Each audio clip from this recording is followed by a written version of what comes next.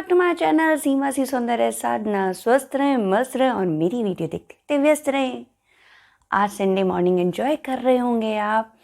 आज की वीडियो हमारी किस पे है? आज की वीडियो है हमारी how to be align, how to be in alignment with universe. अब इसका मतलब क्या होता है? इसका मतलब ये होता है जब आपका माइंड, आपकी बॉडी और आपका सोल अलाइनमेंट में हो, उनमें ढिशुम ढिशुम ढिशुम ना चल रहा हो। आपका माइंड कुछ और कह रहा है, आपकी बॉडी कुछ और कह रही है और आपकी सोल कुछ और कह रही है। वो चीज़ ना हो, वो तीनों अलाइनमेंट में हो। और जब ये तीनों अलाइनमेंट में होते हैं ना, तो आप डायरेक्टली यूनिवर्स के साथ कनेक्ट कर जाते हैं। सारे लॉ ऑफ अट्रैक्शन कह लीजिए, लॉ ऑफ वाइब्रेशन कह लीजिए, लॉ ऑफ पॉजिटिविटी कह लीजिए, लॉ ऑफ एक्शन कह लीजिए, वो सारी आपकी लाइफ में होने लग जाते हैं जब आप अलाइनमेंट में होते हैं। तो आपको अलाइनमेंट में रहना है। तो हम वो अलाइनमेंट कैसे लाएं हमारी ज़िंदगी में कि हमारे माइंड, बॉडी और सोल एक ही चीज़ पे हाँ जी करें, डिशुम डिशुमबाजी ना करें। तो उसके लिए हमें क्या करना चाहिए? मैंने बहुत लोगों से, फर्स्ट स्टेप यही है, मैंने बहुत लोगों से सुना है आई एम वेरी स्पिरिचुअल, मैं स्पिरिचुअलिटी में हूँ, मैं इसमें हूँ। पर मेरा खुद का ये मानना है कि हम सारे स्पिरिचुअल बीइंग हैं जो एक ह्यूमन जर्नी पर है। हम सारे उसकी संतान है, तो हम सारे स्पिरिचुअल हैं। हम में से कोई भी ऐसा नहीं है जो स्पिरिचुअलिटी में ना हो। बस सबके डिवाइन टाइमिंग्स अलग होते हैं। हमारी किसी की कभी समझ में आता है, कभी किसी की कभी। सबके डिवाइन टाइमिंग्स अलग हो सकते हैं, पर हम सारे स्पिरिचुअल बीइंग हैं जो हम ह्यूमन जर्नी पे आए हैं बहुत कुछ सीखने। ये समझ लीजिए ये अर्थ एक स्कूल है, हम यहाँ पे बहुत कुछ सीखने आए हैं। तो इसके लिए हम हैं सारे स्पिरिचुअल बीइंग। तो फर्स्ट पॉइंट वहीं से आता है कि जब हम सारे स्पिरिचुअल बीइंग हैं तो हमें गाइडेंस कहाँ से लेनी चाहिए? जब हमारे में वो डिशुम डिशुम चल रही होती है, तो जब हमारी बॉडी कुछ और कह रही होती है, हमारा माइंड कुछ और कह रहा होता है, हमारी सोल कुछ और कह रही होती है, तो हमें वो गाइडेंस कहाँ से चाहिए? हमें वो गाइडेंस मांगनी है यूनिवर्स से। लिटरली बिलीव मी, मैंने ये खुद करके देखा। अगर आपके पास कोई, कहीं आप अटके हुए हैं ना, आपको किसी जवाब नहीं मिल रहे हैं, तो आप क्वेश्चन पुट करिए। यूनिवर्स कहता है, ईश्वर कहते हैं कि आप मुझसे पूछो तो सही, मैं जवाब तो तब दूंगा। हम क्वेश्चन ही नहीं पूछते हैं। अगर आप क्लासरूम में बैठे हैं और आपको कुछ समझ नहीं आ रहा, आप टीचर से क्वेश्चन ही नहीं पुट कर रहे, तो कैसे वो आपका रिप्लाई करेंगे? नहीं हो पाएगा ना रिप्लाई। तो आपको क्वेश्चन पुट करना पड़ेगा। तो फर्स्ट पॉइंट यही है, आस्क फॉर द गाइडेंस। जब भी कहीं आप अड़ गए हैं, जहाँ भी आपको सोल्यूशन नहीं मिल रहा, तो उसकी गाइडेंस मांगिए। लिटरली एक प्रॉपर क्वेश्चन के फॉर्म में मांगिए, और उसके साइंस भी आप सोच सकते हैं कि मुझे अगर हाँ में है या ना में, जो भी आप चाहें कि मुझे ये साइंस दें। लिटरली आपको वो साइंस मिलते हैं।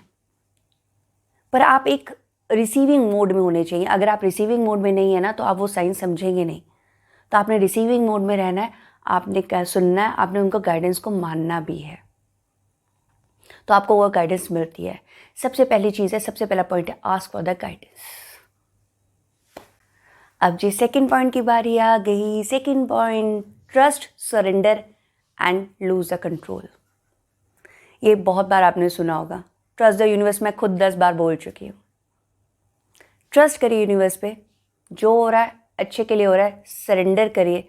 सरेंडर मीन्स एफर्ट्स कर रहे हैं, रिजल्ट को आपने छोड़ दिया। और कंट्रोल मीन्स हर चीज़ को कंट्रोल करना छोड़ दीजिए। हम अपनी प्रोफेशनल लाइफ हो, चाहे अपनी पर्सनल लाइफ हो, चाहे कुछ भी हो, हम उसको कंट्रोल करना चाहते हैं अपनी लाइफ को। उस कंट्रोल को छोड़िए, उस डोर को छोड़ के तो देखिए। जब आप डोर उसके हाथ में पकड़ा देते हैं ना, तो आप सोच नहीं सकते, आपकी लाइफ में मिरेकल होना शुरू हो जाते हैं। आप डोर अपनी तरफ खींच रहे हैं, आपको नहीं पता सामने वाले डोर किसने पकड़ी हुई है। सामने डोर पकड़ी हुई है, तो डोर छोड़ के तो देखिए। जो आप नहीं कर पा रहे ना, वो यूनिवर्स, वो ईश्वर आपके लिए करेगा। मिरेकल्स होने शुरू हो जाएंगे। तो कंट्रोल को छोड़ दीजिए। सेकेंड पॉइंट हो गया हमारा trust, surrender and lose the control. अब बात करते हैं थर्ड पॉइंट की। थर्ड पॉइंट हमारी ये है कि नेचर में टाइम स्पेंड करिए। हमारी ह्यूमन बॉडी में हमारे 7 चक्रास होते हैं, और 7 चक्रा में से 2-3 चक्रास ऐसे हैं, जैसे सबसे रूट चक्रा जो होता है हमारा, हमारे नेचर में अगर हम वक्त टाइम स्पेंड करते हैं, हम ग्रास पे नंगे पैर चलते हैं, हम नदी के पास बैठते हैं, हम साउंड सुनते हैं, ट्रीज़ की साउंड सुनते हैं, हम बर्ड्स की चिरपिंग सुनते हैं, तो उससे ही हमारे आधे चक्रा तो हील हो जाते हैं। और अगर आपकी ये चक्रास हील होना शुरू हो गए ना, अगर ये एक साथ ये आपके एक्टिवेट होना शुरू हो गए, तो आपको अलाइनमेंट में आने से कोई नहीं रोक सकता। तो नेचर में टाइम स्पेंड करिए, बजाय नेटफ्लिक्स देखने के लिए, मूवी देखने के लिए। ठीक है, वंस आपने, ठीक है, आपने 1 घंटा 2 घंटे आपने टाइम स्पेंड कर दिया, पर नेचर के लिए, बाहर जाने के लिए वक्त ज़रूर रखें। सुबह सुबह वॉक कर सकते हैं आप, शाम को एक वॉक ले सकते हैं, कहीं गार्डन में बैठ सकते हैं, पार्क में जाके एंजॉय करिए। क्वालिटी फैमिली टुगेदर भी हो जाएगा आपका, क्वालिटी टाइम भी स्पेंड हो जाएगा अपनी फैमिली के साथ, प्लस आप नेचर में होंगे। नेचर आपको अंदर से हील कर देती है। नेचर में बहुत बड़ी ताकत है, ट्रीज़ में बहुत बड़ी ताकत, वो आपको हील कर देते हैं। लिटरली कभी आप गले मिल के देखिए ट्रीज से, वो आपको हील करने की ताकत रखते हैं। तो हील हो जाते हैं आप जब आप नेचर में जाते हैं, आपके चक्रास एक्टिवेट हो जाते हैं, चक्रा बैलेंस में हो जाते हैं। अगर बैलेंस नहीं है तो वो बैलेंस में आना शुरू हो जाते हैं। तो आप नंगे पैर चलिए, सुबह वॉक करिए, सुबह शाम नेचर में ज़रूर जाइए। फोर्थ पॉइंट है हमारा वो है मेडिटेशन। अब आप कहेंगे यार हम सुन के पक्के हैं, मेडिटेशन करो, नहीं होता, नहीं लगता ध्यान।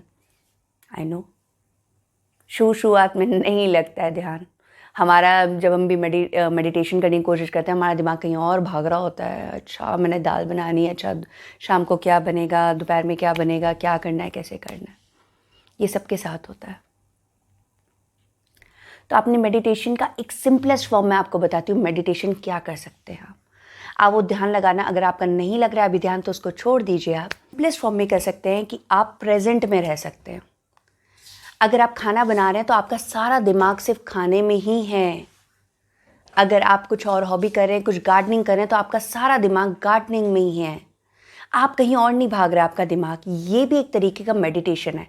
बी इन द, जो आप कर रहे हैं उससे वही प्रेजेंट। आप ड्राइविंग कर रहे हैं तो आप ड्राइविंग में ही आपका दिमाग है। ये बहुत इजी है, आप ये आराम से कर सकते हो। ये भी बहुत अच्छा एक मेडिटेशन है कि आप सिर्फ जो कर रहे हैं, जहाँ पर हैं, सिर्फ वहीं पे प्रेजेंट है। आपका दिमाग कहीं और इधर उधर नहीं भाग रहा है।